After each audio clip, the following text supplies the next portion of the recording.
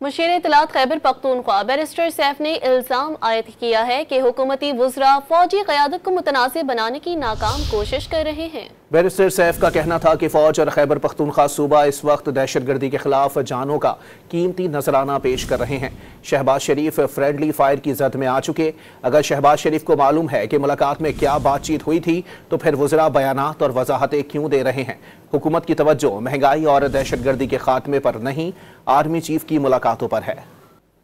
Musheer इत्तलात Khyber Pakhtunkhwa barrister Saif ने इल्ज़ाम आयद किया है कि हुकूमती वुज़रा फौजी क़यादत को मुतनासिब बनाने की नाकाम कोशिश कर रहे हैं। बैरिस्टर सैफ का कहना था कि फौज और खैबर पख्तूनख्वा सूबा इस वक्त दहशतगर्दी के खिलाफ जानों का कीमती नजराना पेश कर रहे हैं। शहबाज शरीफ फ्रेंडली फायर की जद में आ चुके।